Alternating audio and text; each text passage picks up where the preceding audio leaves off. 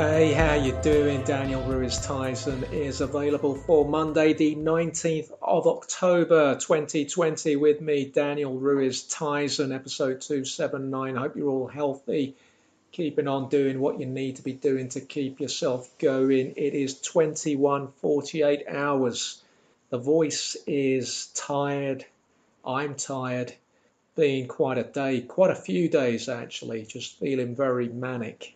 And I think that probably goes part way towards explaining my doing, what was it, 9 podcasts in 10 weekdays over the last fortnight. This is going to be a very different show tonight because of the time. It's essentially a live show. I might as well have just gone back and done a Ramble FM show because I'm not going to have the time to edit it properly. I'm going to have to keep the ball moving, so to speak. No long pauses that have to be edited out. Just going to have to remind myself or tell myself that this is live and just get on with it and not worry about what it sounds like your end. I mean, disrespect by that, just feeling very hyper, under a lot of pressure, barely sleeping, worse still, barely reading. I'm just not reading much the last couple of weeks. Even the reading I need to do for the new show, I'm so behind on that. And I've been stuck on this machine until past midnight for the last 6 nights now. There's been no Star Wars football for a week now. That is the longest absence from the game since it returned in July 2019. That concerns me. It reminds me of, and this was something very common with me when it came to both friends and toys as a kid. There's the throat going.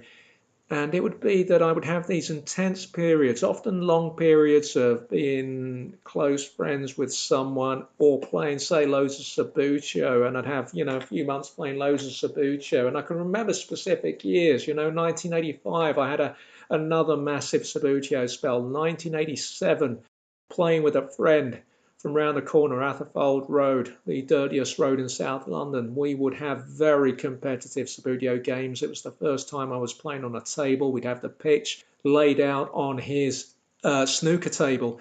That was my pen click, and I apologise. And it was brilliant. And he was very late to the party with Subbuteo. He had an older brother who was already in his 20s when we were still, 13, 14 years old. And one evening, he'd gone into the loft and found his brother's old Subbuteo set, the early heavyweight figures of the late 60s, early 70s. And it was incredible. He had the kind of teams that I didn't have. He had a lot of continental teams. He had, Barcelona, Milan. I think my mum once got me what she claimed was Barcelona, but it was actually Aldershot FC, who I think had a similar kit. But they made for a passable Barcelona. The idea was, it was on the right tracks as far as my mum's intentions went. That was for my 14th birthday, I think, which, if I'm going to be super anal, that fell on a Friday. So I just feel hyper. I took a call from someone today that, again, I had to take on the phone for an hour, and they were barely getting a word in edgeways, and that's very unlike me. I'm not someone who yaps a lot. I've said to you before, sometimes when I'm with my aunt, I worry that I'm talking too much in the way that my dad did. My dad was just a raconteur. I'm not. But when I get stressed, I think it's either overeating or just yapping, even with strangers, just being very candid about things. So it's a very simple thing that I have to do now when I think about it at the moment. And it's just because it's so simple. It's not simple in terms of doing it. It's simple in the fact that it has to be done and that the content is there. I just need a focus, and that is get the play out for the competition where I made the shortlist. And I've just got so much going on. I've not been able to do it. I had another half-hearted attempt today. It was meant to be all day on it, and I barely managed an hour. It's really disappointing. And going through it and seeing the notes there, of course, I am biased, but what really frustrates me with this is that it is a brilliant piece of work, and I'm just not getting my act together with it. I think there's just too much going on. A lot of stuff I'm being dragged into that is just not within my control. I've got another meeting on Wednesday with these roofing guys, the scaffolders, and the guys doing the windows. The windows aren't happening. That's sorted. I don't know what the long-term repercussions with that will be, other than the fact that I'll be freezing this winter, but it's the right decision. but there is a real chance that the work on the roof is going to be overlooked, which beggars belief, seeing that is actually why the scaffolding went up in the first place. It's just incredible dealing with these people. It's the amount of time they have wasted, my time that they have wasted over the last few years.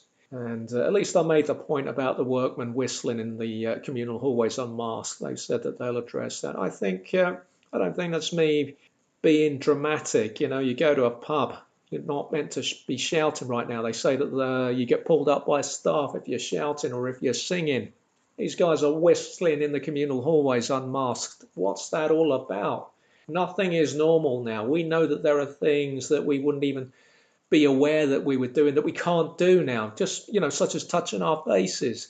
These guys, these workmen, they're just a law unto themselves. I see them everywhere because, of course, London is still obsessed with building basements and loft extensions. And you just see these guys going out of people's buildings all the time. Where are the masks? It's frustrating that we're 7-8 months into this thing and this is still how people are behaving. As I said to this person that called me today, I wear the mask. Do I think I'm going to be protected by wearing the mask? Not really. I just hope that it might protect the vulnerable people that I might encounter. I've just looked at the minutes on the editing software here, coming up to 7 minutes now. Feels like I've been talking for about 7 hours already. This is going to be quite a long show, I think. I was hoping to listen to one of my favourite radio shows at the moment. LBC, which I listen to on weeknights. It's far removed from the LBC that I grew up with. This is a very right-wing LBC, I think, so I usually avoid it. The guy on weeknights, Tom Swarbrick, I really like him. I suspect he's a Tory. I know that he worked for Theresa May's government, but I think he's a very good presenter. It's a really good show. And he is still the guy behind my favourite ever podcast, which is Whatever Happened to Vishal, or What Happened to Vishal. That was from 2015. Very unsettling, very creepy, very, very sad series that I think I will always be haunted by. So God knows what it might have done to the presenter, Tom Swarbrick. It's still out there. You can still find it. But if you're affected by these kind of things, I advise you not to listen to it. But it's just an unheralded podcast. It's just the best one that I've heard to this day. So let me crack on. I'm trying to get things moving on the dental front today, trying to sort out appointments with different dentists, go to the cheaper hygienist before trying to get the issue with the back of this tooth sorted. And the NHS place, they wanted money up front, even though I wasn't seeing them for another 3 weeks. I'm not going to be paying you the money today when I'm not seeing you for 3 weeks. I can pay you on the week. I understand why you're taking card payments outside of the surgery. You're trying to do that COVID safe environment thing. That's great, but not 3 weeks before I'm going in there. 50, whatever it is, £52 to see a hygienist. That's what I'm trying to work out. That's about 4 or 5 weeks of little shopping for me. I can't do that now. So I'm just having to make sure that I call them in a couple of weeks and that they've still got appointments, because you can only see the hygienist there on a Saturday. The football show it's going well in terms of getting big names, but it's so much work, which I knew it was, but I think I've got to go from the point I'm at the moment, which is mainly chasing interviews rather than the research side of things, and just getting into that pattern of working, because it is going to be an awful lot of work to pull together. I'm running very short of time now. I'm behind schedule considerably. I've got issues today with eBay, which I'll tell you about in a minute. I always seem to have issues with things that work for other people. The Facebook thing, no one's been able to help me. So I've got no access to the show's Facebook page on the laptop. It's an absolute pain to post on there. And eBay, there was a book I needed to get research for the football podcast. I'm having to buy quite a few bits and pieces for it. Never mind equipment. I'm having to, do a lot of research, because the one thing, and I probably mentioned this last week, the one thing I hadn't bargained on with this new show, was that a lot of the old guys that might still be alive are not going to have great recollections. Their careers were 40 or 50 years long. They're not going to remember a lot of stuff. And that is becoming so clear now. And that is a problem. So it means that I'm having to consider buying a lot of material that I hadn't thought I would have to buy.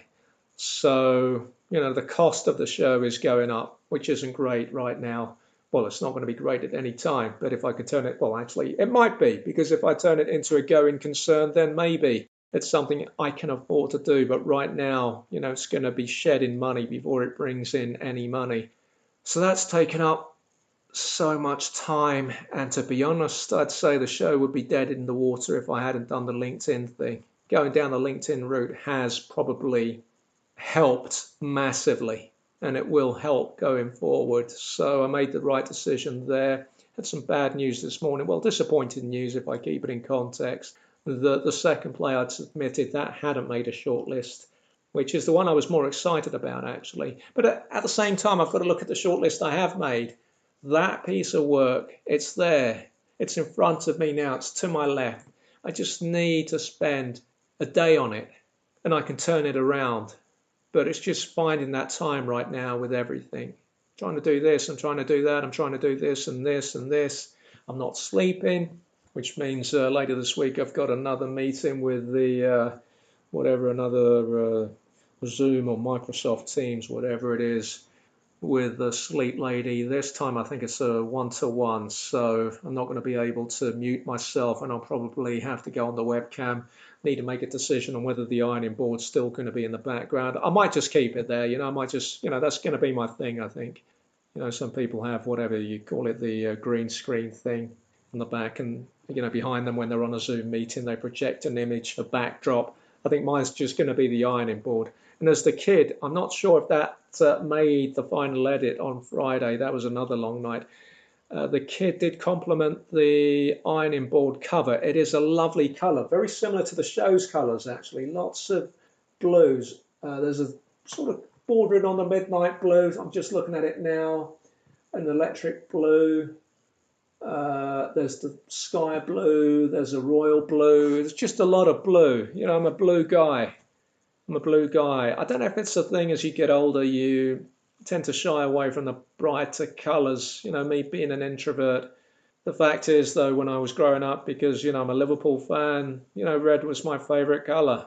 As I got older, as I became this miserable man who doesn't like dancing, who doesn't drink, who moans a lot, it's all about the blue and the darker colours. Midnight blue, though, that is a beautiful colour. So landing some big interviews for the football show, which I need, made contact today, good contact with a former player now in the States, and he just said the idea for the show was brilliant, and it is. It's sometimes that happens. For me, it happened with the letter back in 2013. Sometimes you just have that moment where a very quirky but simple idea comes to you and you have to move on it very quickly. That's what I've done with this. It's the right decision, but if I had more control over my situation, I'd be able to do a better job than I am right now. There's just no focus right now. eBay not working for me. I think I might have said already on this show, the eBay, Facebook, but now it's eBay. I can't sort out the payment option on eBay. I don't want to pay via PayPal. I've had 2 cards on eBay. Both cards have sufficient funds. It's not accepting payment for a book, more on the book later, that I need for this football show. I don't understand why. So, I did a bit of online searching, not Google, because I don't use Google, DuckDuckGo, that's me. And sure enough, it came up as a known issue. It's saying eBay is unable to process payment at this moment in time or whatever. So then I try to see, okay, let me swap the cards about. And then it wouldn't let me input the card information. So right now I've got nothing. I've got no cards on my eBay account. I could pay this guy for the book, which I need. I could pay him via PayPal, but I don't want to pay via PayPal. I just want to pay via my card. It's not a credit card, it's just a debit card. But I just want to pay using that, and it should be so simple. And over the years, eBay has become so complicated. And because I'm so wound up right now, I've been watching their Ask eBay Twitter support account all day. They're based in the States, And I'm wondering what's going on because they're responding to queries within 2 or 3 minutes.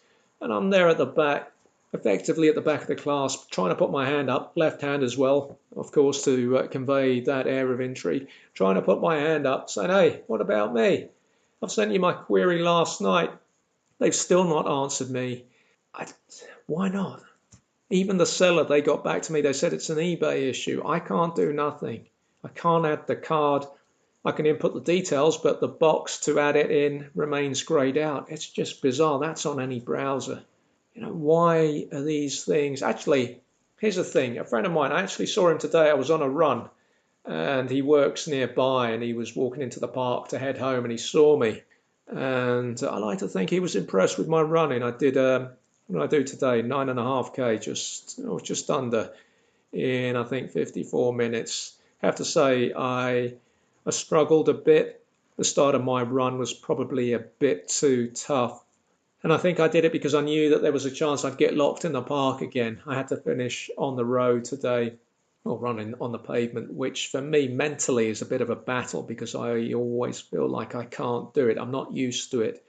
And certainly maybe the first 500, 600 meters running home on the pavement, I was thinking I can't do this. But that's me all over because I can do it. I do it time and again. And, I got through it. And at one point I had to, I was coming up to a bus stop. The pavement there gets very narrow. There were people coming off. I was worried about social distancing. Obviously, I don't have the mask, which I don't have much faith in anyway, as I've just said a few minutes ago. So I went round the front of the bus and took a look to see if there was any traffic coming my way. There wasn't. And then I just sprinted round the other side of the bus. A very dramatic moment witnessed by nobody. And then I just carried on running home. And I wouldn't say I felt that great today. I felt very cold. It was 15 degrees. I wore 4 tops and all through the run I felt really cold. Indoors actually I'm trying to find some gloves that I might be able to cut the tips off so I can work with fingerless gloves because it's so cold in here, but it looks like I'd have to buy fingerless gloves. I've got these weight training gloves that I keep in the study. They're not going to warm me up though because the front of the gloves are made of this weird stringy thing, very big perforations, and that's not going to keep my hands warm. So it was good for me to get the run. It just means that obviously, in addition to, there's a bit I'd want to edit, but I'm not going to be able to edit tonight. In addition to running a couple of hours late already, the run obviously sets me back another 90 minutes, but I need to do it. It wasn't a comfortable one, but it got done and I felt much better for it. And as I keep saying right now, that is what I need. The mental side of things just outweighs the physical side of things, as beneficial as the physical side of things is. The eBay thing, if anybody knows about the eBay thing, drop me an email, DRT available at westegg1607.co.uk, or message me on Twitter or Instagram at 1607westegg. People are going to be thinking, this guy's got another technical issue. What's wrong with this David guy? Why does none of his stuff work?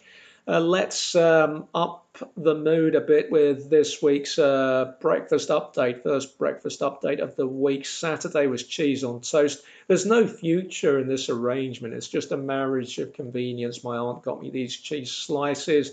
The cheese is there. It had to be eaten. As I've said last week, I just prefer buttered toast. It's just buttered toast and coffee. It's simple. It does the job. It's something that I enjoy, and assuming that I'm not going to be living forever, it's something I am confident I'll be eating until the final days of my life. By the way, strange thing this evening, I had pasta which didn't have to be eaten until tomorrow, fresh pasta. Opened it, and I thought, did I get a spinach and ricotta fresh pasta thing?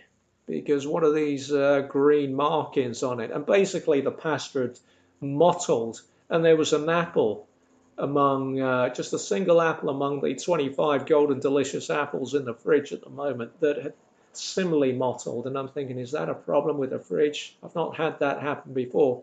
So to eat this evening, and I think I have overeaten today, and I think that is stress. Even though I'm not actually feeling the stress, I can hear it in my voice, I can feel it in my neck, my shoulders, but it's a strange thing. I don't necessarily feel stress. Like I was getting these warnings about my lack of sleep today, saying this is why you're not able to focus, this is why you're so full on at the moment. You may not feel that you need to sleep, but you need to sleep. You may feel that you don't need to sleep because you're up really early every morning and you're still doing your stuff, but you can't keep going like that. And that is how I'm going, but it just means I'm just trying to do God knows how many things at any one time, and it means that nothing's getting done properly. So the first thing, Saturday, that was cheese on toast, which I'd also had on Friday. You got that in episode 278, which remains on the Patreon page, free and rather unlocked for all as as a gift from me to you guys. It marks the first anniversary of my Patreon page. Patreon sent me an email saying it's really important you mark this, and our research shows that this helps take the Patreon page to a whole new level. Of course, I don't need to tell you that hasn't happened with me at all, but it was worth a try, and I enjoyed doing the show. Yesterday's breakfast, crackers. Good buttering today, crackers again. So every now and then, that's the thing. People will say, oh, looks like the toast is your go-to breakfast. Not necessarily. If you listen back to these shows, if you fast forward to the breakfast updates, you'll see that crackers sneak in on a regular basis. Again, this is a third consecutive week in which they've got back-to-back appearances. They are effectively Labour to the Toast's Tory party. I think that's one way of seeing it.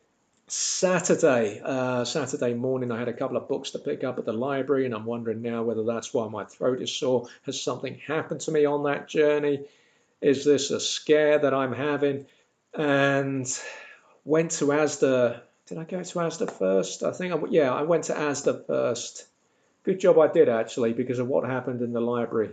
I had an idea of what I wanted to get from Asda, and of course, I'm a sucker for the stationery. I went into Asda, and right away I'm hit with Tears for Fears' 1985 Songs from the Big Chair hit Head Over Heels, which is an okay song on record. I have to say, 1990, going to California, they opened with Head Over Heels live, and it's a completely different song. It is extraordinary. It is, I think, possibly that song is their single best live performance ever. It's when they did that thing that I love it when bands do that. They become this massive thing. They've made it big in the States. Their record company's throwing so much money at them. They're trying to accentuate their soul, as Tears for Fears did when they took Alita Adams with them in the 89-90 Seeds of Love tour. They had a 10-piece band, which was absolutely brilliant. There was William Gregory on sax there. What was that mid-90s band? Was it Goldfrapp or early noughties band? I think it was Goldfrapp. I think him and this very leggy woman. And he was a brilliant saxophonist who'd been with Tears for Fears for about 5-6 years by that time. So they had Adele Berthet, who was one of Jelly Bean's singers, and Thomas Dolby singers in the mid-80s. Brilliant, brilliant band.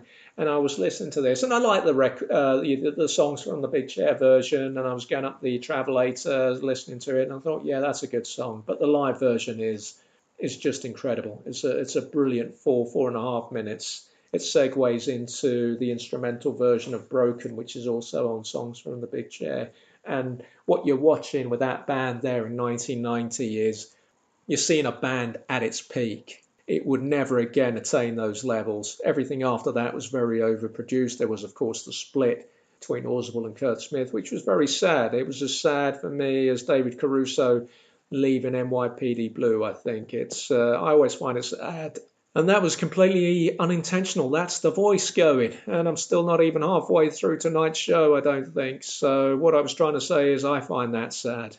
I find that sad, particularly when it's two people like the Tears for Fears guys who'd grown up together. But hey, look, as they themselves said on their 2004 album, the reunited album, everybody loves a happy ending. I'm not sure I do, I have to say. I think in terms of drama, you don't want a happy ending, I think, will undermine the impact of your piece of work. So, went into Asda, headed for the stationery, found a brilliant bargain in there. 2021 diary, 69p. An absolute bargain. Now, normally I go into the new year still without the diary for the year, and what I'm doing with the current diary, say every year around this time of year, is at the end of December you get 3 or 4 days grace, and I start putting all my January things to do and appointments in there.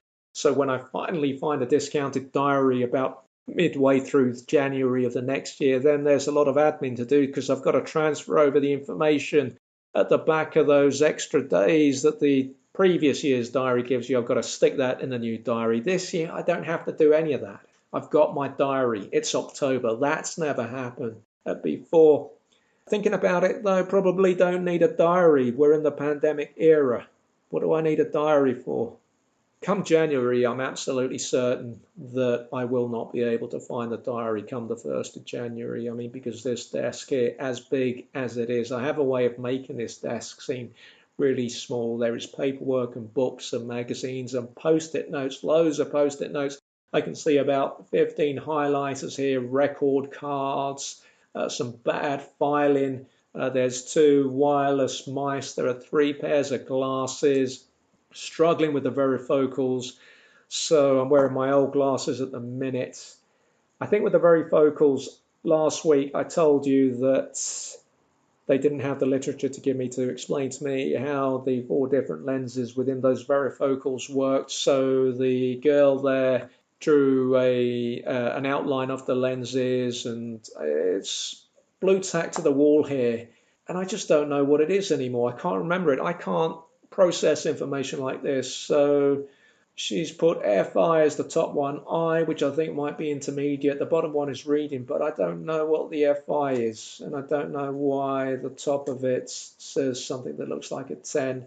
And what I've written below it, which is when I was listening to what she was telling me, in a bad scrawl, I've written varifocals for PC, reading, books and shops, varifocals for outdoors. So that's a complete contradiction because shops are outdoors, and she later told me no varifocals for the shopping, and don't have to build up the wear time. I can just get to it and not worry about it. But, switch over to the new glasses. That last bit was in blue. The previous bit was in red. I've written down which of the glass cases are the varifocals. That's the blue one. I've also stuck a post-it note on the blue varifocals, which I can't actually find right now, but it doesn't matter because I'm having trouble getting accustomed to them. But what I need is, I think I need to see the literature to see how it all works and just have that in front of me. And I don't think it's one of these instances rather where I'm already thinking, oh, this is not going to work. I know that I will get used to them, but today everything's been a bit blurry. But hey, look, let's look at the upside of things. I've got my diary, my 2021 diary. I just, maybe this year, the way this year has gone, they could just freeze our ages because the way we're living right now, that is not living. You're listening to Daniel Ruiz Tizon is available. Episode 279 of Daniel Ruiz Tizon is available. Ways to support the show, as always. A review on Apple Podcasts will take 30 seconds of your time, if at all, and it will help this indie show massively, taking it to a bigger audience. It'd be nice to have greater visibility in that store. You can follow this work on Twitter and Instagram at 1607 West Egg. Facebook.com/DRT available. You're not affected by that issue in the way that I am. When I post on that, you can see it. It's just I can't see it. That's the problem. There are PayPal and coffee.com links on the website. If you're not going to commit to the Patreon, if you don't feel it's for you, but every now and then you might feel you want to make a one-off donation to support this work, those PayPal and coffee.com links are at danielruiztizon.com. And when those donations come through, if and when, then I will retransfer you that week's Patreon bonus content to you.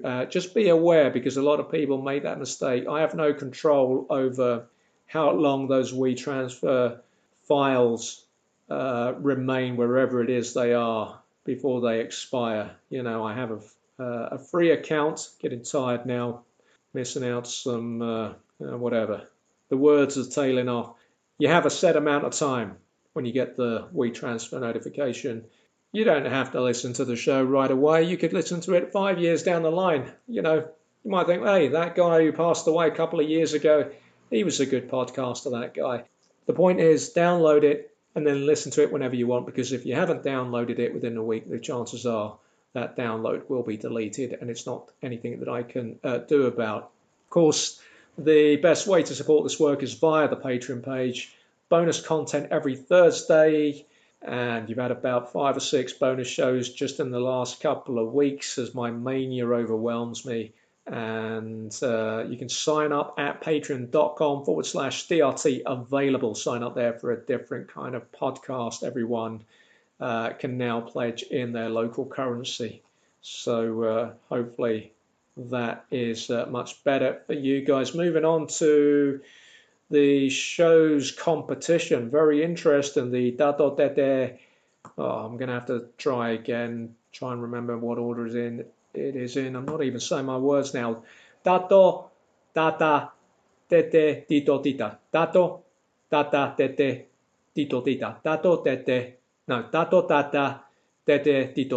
TATOTATATETITOTITA. Whatever. Anyway, I've done a video tonight that is on the Twitter and Instagram, which you can see, and you will also perhaps hear my jaw cracking. That's how tense I am. I think it happens about 15 seconds in. That is a common problem when I get stressed. I normally take Monday night off from wearing the mouth guard, but I think I'm going to have to pop it in tonight. It's just, as I say, just very full on at the minute. We've had 2 entries for this competition. I have to say you guys have made it very, very hard as usual for me to get you to engage with anything new I try to do with this show. Now, the idea with this is, if you heard episode 278, the kid had the first stab at this. The idea is that you have to say the Spanish colloquialisms, names of friends and my aunt and uncle, these terms of endearment. You have to say them in a particular order. You get marked for clarity and conciseness. I haven't actually worked out how, forget conciseness, I don't know why I said that. I haven't worked out how I'm going to mark them. I think the easiest way to mark them is simply time. Now, the kid, he set the marker. He laid down a marker on Friday night. His time was 2.56. I think it took him 2 or 3 attempts. And the first entry tonight comes from the chin. And I don't know what kind of file he sent me, but let me just tell you now, it delayed recording this show by 30 minutes because it absolutely brought my machine to a standstill twice. Let's have a listen to this. Well, I'm not sure what you can say about that time-wise. It did sound very fast, but it's actually 3.34. The kid, remember, he got 2.56 on Friday's show. So the chin will, this time tomorrow night, be putting his loo roll in a Greek bin on some island, where he will be for the next, 8 days or 10 days. I'm not sure how long he's gone for, but the fact is he will be flying tomorrow, having failed to unseat the kid from the top of the table. Now, the second entry, this is going to be an interesting one because I know this man, and the king of the Shataf, it is clear, going back a decade, that he is a very competitive guy. Both him and his wife were, of course, the dominant couple of the toilet bingo era 10 years ago. And it's clear just from seeing all his activities, all his strongman activities, the cycling, the running. Tonight he told me he's even gone swimming in a very choppy gulf out where he is on that side of the world. I mean, he is a triathlon guy in the making if he's not there already. And Matt, our friend Matt, he's emailed in, "Hi Daniel, a great challenge this week." It is, Matt, it is, but where are the competitors? I don't want you to have a free field. I want you to have your challenges.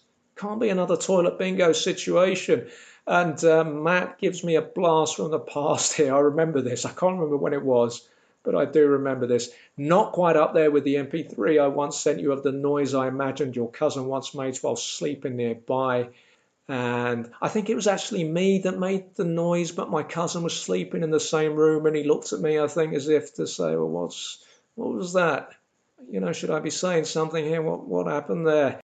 And Matt continues, "The kid has set a phenomenal time. I have no idea if I'm anywhere close. This was supposed to be a test run, but after a couple of blasts, I was happy with the final go.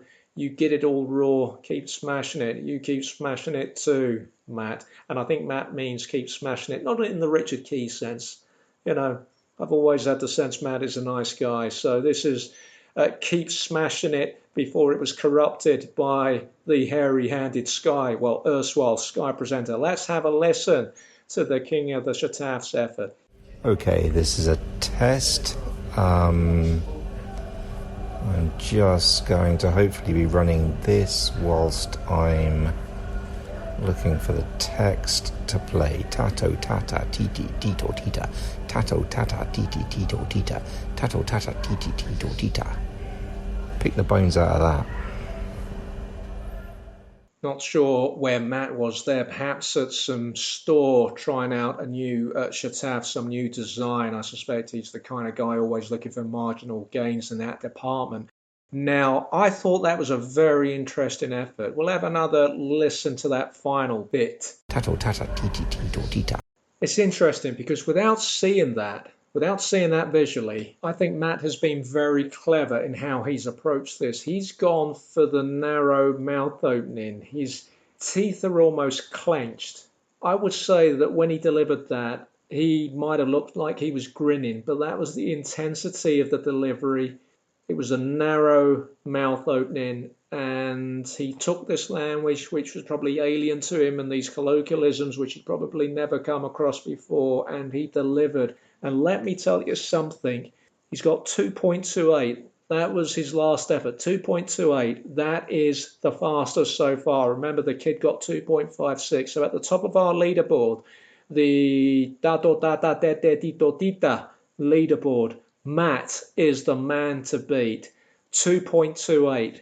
The man, as they say, has opened his kimono. He's taken an early lead. Can you stop the King of the Shataf? DRT available at 1607westegg.co.uk to email your MP3s, your TATOTATATETITOTITA challenge MP3s. Send them there or just message them via Instagram or Twitter. But the King of the Shataf is now our new leader. 33 hours here in London, and it's the thing with podcasting, you're thinking, well, I've got to get this out tonight because the show has to come out on a Monday night, but who's going to listen to it tonight? And that kind of it leaves you like that. I called my aunt on Saturday. She was in the loo.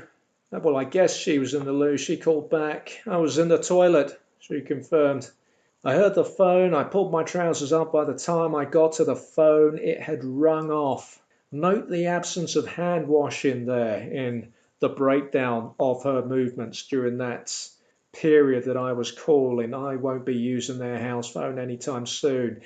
She reminded me of the kid when I first met the kid back in 2012. He'd always start his stories with what he was doing right from the beginning of his day.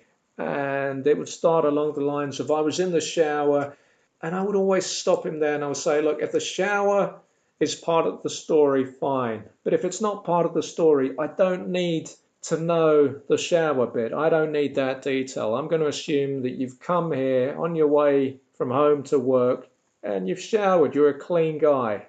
I don't need to know the shower business if it's not relevant to the story. So it reminded me a bit of that. And that was Saturday, because she called me yesterday as well. She called me tonight as well. So I do like to chat to her. But today I don't want her to hear me moaning. I'll just leave that for you guys. So, I don't want to bring her mood down. Saturday, actually, I was working on the script on the bus. And this is the first time I think that I had worked on a script on the bus during the pandemic era. And it made me think about what I was going to do when I got home. Now, one of the things I noticed on the bus when I boarded on Saturday was, well, there were more people about, obviously, at the weekend. So that set alarm bells ringing. Two, I saw Metro papers. Or no, that actually might have been on the Thursday or the Friday rather, Metro papers. I said from the beginning that I know in London they've been leaving papers now on the buses for people to read, the free papers, which, personally I don't think are very good, but they leave them on the buses for people to read. And more often than not, people don't clear up after themselves. So the buses, in addition to the Lucasade bottles that have been rolling up and down those aisles for the last 30 years, we've now got papers just being left behind by people. And I remember positing at the start of the pandemic that surely the day of the free newspapers being dumped on buses in bundles by these newspaper vendors, surely that had to be stopped while we get a handle on this thing. It obviously hasn't, but I do wonder how much, or I would imagine those papers have at some point transferred the virus to some unsuspecting reader who doesn't take the paper with them. I just think, some things that strike me as obvious don't seem to strike other people as obvious. Anyway, I was working with my script on the bus, and normally, I clean everything when I get back in, whether it's the library books, and that's it, actually. I never forgot. Sorry, I did forget. It is. I'm so tired, and I apologize for some of my delivery tonight. And I went to the library after Asda. I was only meant to pick up 2 books. I came out of there, I think, with 9 books. They didn't fit into my rucksack. I had to carry 4 or 5 under my arm, a bit like some American high school student. And of course, that meant that, I normally wash my clothes anyway, once a week, particularly. It tends to be twice a week during the pandemic, but certainly with the added complication of library books being carried under my arms, those clothes went straight in the wash when I got back in. The thing is that I will wipe down, products that I buy in stores, all the stationery that I bought on Saturday morning, that got wiped down. The few products I bought, I couldn't find any decaf coffee, but I can't remember what else I bought. But basically, tired. Just need to see Newsnight, go to bed. What was I saying? Basically, everything gets cleaned up, okay? And I took the same approach with the scripts. So I'd got quite a bit done on the bus. And I started with the antibacterial wiping down my script. And it was coming to my attention very quickly that this gave the script the kind of appearance that suggested it had been caught out in the rain and that I was going to have problems reading this. So that didn't work. So I think that taught me that I'm not going to be doing that again on a bus because, wet wiping your script afterwards is not going to be conducive to that script remaining in legible condition. So, hey, lesson learned. And as I was editing on the bus as well, it became clear that people were they'd lost that fear a bit, despite London being in tier 2 from that morning. There were various attempts at double seating. I feigned ignorance. I blocked my seat with my bag, which, before the pandemic, I was always one of those guys. If I saw someone taking up 2 seats, I'd gravitate to those seats just purely out of spite because it wound me up. And now I'm doing that because of the pandemic. But I think one person tried to sit down next to me and I just kept my bag there and they had to go and sit elsewhere. Made sure that I didn't touch my face at all whilst I was editing the script. Something I noted in Asda, I was surprised to see a middle-class guy there because it's not that kind of place, Asda Clapham Junction. He was there with his toddler son, yet another Freddie. And I do keep noticing, well, I've noticed that a few weeks ago and I said it before, honestly, the amount of middle-class parents who've named their sons Freddie, certainly around here, is quite striking. Another thing I've noticed, and I'm wondering if it's a thing, and I notice it because obviously I'm a single guy and you pay attention to couples when you see them. Maybe you're thinking, well, what does that guy have that I don't, I don't have? Apart from money, what does he have? A youth. Apart from youth, what does he have? Good shoes. Apart from that, so I'm looking around, and one thing I've noticed, this is white middle-class couples, there's very little hand-holding, and I'm wondering what is behind that? Is that a firework? I do keep seeing it. I've seen it again today. I don't know. That's a strange thing. If you're going to be in a relationship and you're going out with your partner, surely you're going to be holding hands, I think. I don't know. Maybe it's just me. I don't think it would be pandemic related. They're living together. That's their bubble. They can hold hands. But I'm just seeing them walking down the street, not holding hands, and I'm questioning whether they are an item. It's something that I keep seeing. It is time for this week's Nectar Points update. Is it? No, what else have I got to bring you here? I'm just trying to look through my notes. I've got a lot of notes here. I think a lot of this is just going to have to go in the Patreon show.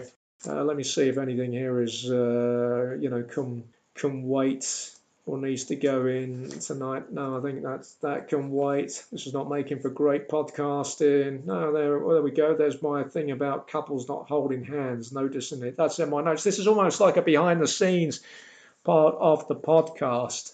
But that is just something that had caught my attention the last few days. And I think I've probably noticed it in a way that you might not, because I'm a single guy. When you're single, you notice these things, because you're trying to assess where you might be in your life. Are you where you are because, you've slipped way past your peak? You're on the downward slide. Is that what's happening here? But, whenever I was in relationships, I'd be doing the hand holding, even though I'd be thinking I'd rather not do this. I'd rather be on my own, having a coffee, working on my script, rather than spending this in inverted commas, quality time with a partner, holding their hands on the street. I'm just jesting with you. So I'm wondering whether that is something that other couples would notice. Would hand-holding couples notice the non-hand-holding couples? There's something worth asking about. My aunt called me again yesterday. What is that sound now on the audio? I might just fill up the rest of the show with sounds. My aunt called me yesterday. She cut me off, but she said that I'd cut her off. And when I said to her, "You've cut me off again," she said, "No, it's not me. This is a new phone, remember? And the disconnect button that I always used to hit is now on the other side where my finger doesn't reach. This time it was you." And I was thinking maybe she's right. Maybe I have finally cut her off. So that was a new moment, something I noticed in Stockwell, actually, when I went to my aunt's on Friday, when I caught her heading home, turning off into her road with her packed shopping trolley and her walking stick. And just had a DM from eBay, see if I can finally buy this book. Those guys, 24 hours trying to buy a £3 book that I'm going to have to quarantine anyway when it gets here. Actually, here's the thing about the book. It said foxing on page edges, and I thought as long as it's not COVID, but all the pages get wiped, which probably isn't great for the paper, but that's the age we live in. Something I noticed on Friday, right opposite my aunt's road, that's where there was this cobbler for years, a Chinese cobbler. And back in 2012, when I was, I think, on my second or third podcast, back then, just months before launching Available, which became the ongoing podcast, the podcast of my life, I suppose.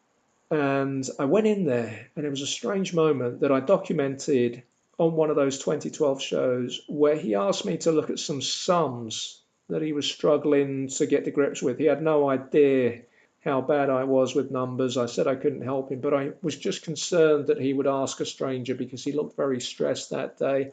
And I had assumed from that, I'd taken from that, I think as you might well have too, that the business was in trouble. But he lasted another, 7-8 years. This year he's finally gone. I'm assuming that the pandemic did for him. And maybe, people staying at home, no one was breaking their shoes anymore, wearing down their soles. But it's just been replaced by some sort of fitted kitchen shop in Stockwell. This is the thing about these gentrifiers. It happens time and again in the area. It happened in South Lambeth Road 4 or 5 years ago, where this very fancy tailor's shop that also did a few other things in there, they lasted 6 months.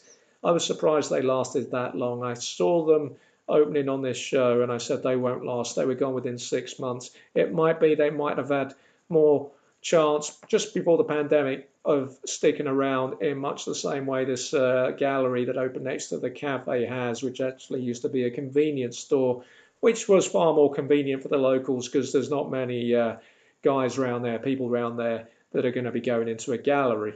So again, for me, it goes into these people who come into these areas, they don't know the history of an area, they don't have an appreciation of what the locals are quite like, and even if they did, they might think, well, we can be the trigger for the change. Well, it's going to take more than that.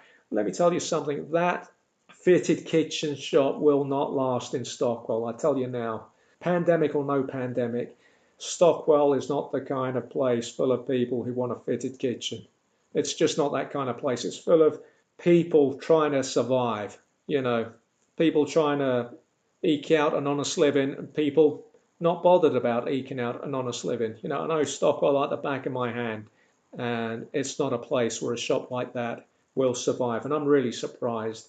I mean, the best thing Stockwell ever had was in the mid-80s, 7-Eleven, which was the first 7-Eleven in the area. It was gone within 2 years. You can't have a decent business in that area. It just doesn't work. So anyway, well, let's see what eBay have said once I finish this show, because I really do need to get this book. Oh, I've got a pandemic dream. And now so many shows now are talking about feverish pandemic dreams. My Grange Hill dream got a mention on Tom Swarbrick's show last Monday night, and I think Howard Hughes on The Unexplained last night, he was talking about pandemic dreams. It's definitely a thing, and I wonder what it says about us. We are having some strange dreams, and I've got some barely legible writing. This was a dream. I woke up at 4:30 a.m. and I thought I'd better write this down. This was the 18th, so this was yesterday morning, 4:30 in the morning.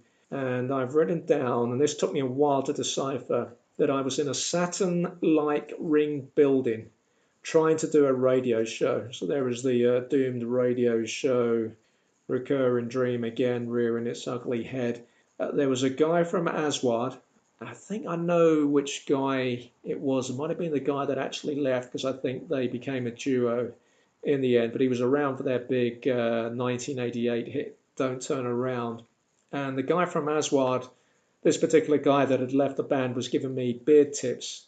And he was telling me that I was growing a beard from the wrong angles, that the focus ought to be on the centre of the beard in line with the bottom lip. So it all got very technical. I'm not sure if in real life that makes beard sense, but in the dream world that did make sense. And that was it. That's all I've got from that dream. But just another strange pandemic era dream. I can feel all the tension in my neck. I've not done any of those neck stretching exercises yet. I've not even found any. But what feels nice at the moment? My legs, how tired they feel from today's run. I'm tired enough to be in bed. I'm tired enough, hopefully, to get a decent night's sleep. And I wish I'd gone out just a bit earlier today, because again, I went out. I didn't get out till about 1700 hours. And I noticed yesterday, actually, when I was considering a Star Wars football game but never got around to it, I'd noticed that it was already dark by 1800 hours. So knowing that today, the intention was to get out by 1600 hours, but I just didn't get my act together. I had too much on, as I've kept saying here, trying to make myself out to be Mr. Busy. And that's why I had to finish running on the road. I think that was another sound there. Then I'm not editing nothing here. I'm going to give you this show as I've delivered it, and I've done my best tonight. Hoping I hear from Specsavers. I did, to be fair, hear from them earlier today. They asked me for my date of birth so they could get someone to contact me about the varifocals. I've been trying to call them. It's the first day of the new Riff Raff monthly goodie bag. Got the purchase confirmation the other day from Riff Raff, and I've used up about 40 minutes already trying to get through to Specsavers, and obviously these places right now are overrun. You can't book an appointment online. Well, I can't, because I don't need an appointment. I just need that literature. But you can't go in there without an appointment, so I need to speak to them, none of which is of interest to you. You might think this guy's really padding out this show tonight. 57 minutes now ready for a show that's just got 17 Patreon supporters. All right, let's wrap this thing up. I'm going to give you this week's Nectar Points update. Ragged calzone on Saturday night to report. Very nice one, though, but I'd gone again for the little thin base, which does leave the roof of your mouth feeling a bit rough. And right away on the fold over, it just tore. It tore right away, almost just as I was looking at it. It was like saying, no, You're not having the fold over, mate. We're not giving it to you. This is not what we are. We're a flat pizza. We're not interested in the fold over. That's why we've got a really thin base, an extra thin base.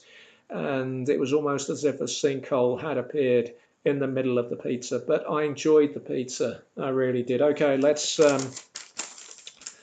bring you up to speed with the Nectar Points. I'd gone in there on the 16th with a points balance of 254 points.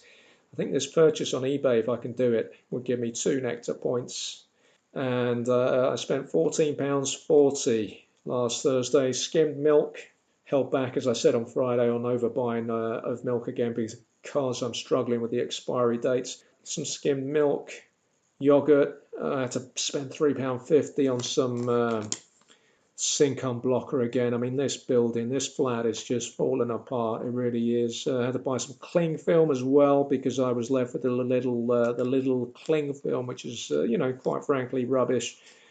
Bought some sugar-free polos. The one thing that can stop me drinking coffee always is mints, because I don't actually, the logic is this, it may not work for you, I don't really like mints, but because they're so incompatible with anything else, having the taste of mints in my mouth will curb the coffee, and it's something that I've done for many years. It's very effective. Otherwise, God knows how much coffee I'd be drinking. I bought a single orange for 30p. Didn't need to buy any baking potatoes. I've been sitting on a couple for a couple of weeks. So, points earned. Again, I think the last couple of weeks I've earned 13. This week I managed to eke out one more second use of eke on this week's show, regular show. Earned 14 points to take me up to 268 Nectar Points. That means my points are worth £1.34. And that is the end of this week's regular show. Who knows if I'll be here again before Thursday. Right now, that may well be the case. The way I'm feeling. I just feel like yapping right now. It's an outlet. And I enjoy it. What I don't enjoy is the editing. And tonight I'm hopeful that I've yapped enough that there are not going to be any long gaps that have to be edited out, and that I can get this out within the next hour. It is now 22:55, which means Newsnight will have started. It's Monday night, likely to be Emily Mateless. It is the one program I love to watch. Actually, before I go, let me tell you something. Here's something that I forgot to tell you. And it's a big thing for me because last week I took over the TV license in the flat. It was about time. It obviously means more expenditure, and I don't watch much TV, so it's very hard to justify, but hey, you need a license, so I did what I needed to do. And in the week that I bought a TV license, or took over the TV license, the TV stopped working. Well, it was working, but the screen went pink. It just, it went pink basically, or purple. And I started doing some research online, and it was warning you not to start looking inside the TV, which of course I had no intention of doing. I mean, I can barely switch this thing on. As I've said many times, once we moved beyond Freeview in 2002, I was in trouble. Then I started reading about cables. I found another site which was talking about going into settings, this and that. Couldn't get that working. That was a Reddit page actually, but this time I couldn't get that process working for me. But it did say try the cables. I dug around in the back of the flat, and I think they'd said it could be the HDMI cable. And I won't pretend that I knew what that was, but I do now. And I found another HDMI cable, and I changed it, and I rebooted the TV and the whatever it is, the BT box, and just turned away from it. I didn't want to see that purple screen again. And sure enough, it worked. So, I've been doing okay on fixing things in the last year or so, since ending up here on my own during a pandemic. And I've got another sleep webinar to look forward to this week, he said sarcastically. I mean, I'm having my time absolutely drained at the minute. And I've given you my Nectar Points, haven't I? What was the closing balance? It was 268. Hoping to get some Star Wars football games in before Thursday to give you Patreon supporters some results. And that is the end of this week's regular show. Patreon listeners, you get your weekly bonus edition, episode 280. That's out on Thursday. If you want to join the 17 that are left sign up at patreon.com/DRT available. Thank you all for listening. If you're not joining us on Thursday, I'm back next Monday with episode 280. Get those shoulders back. Keep on walking towards that sun. Keep washing those hands. I'm Daniel Ruiz Tizon, and this start of the week I have been available.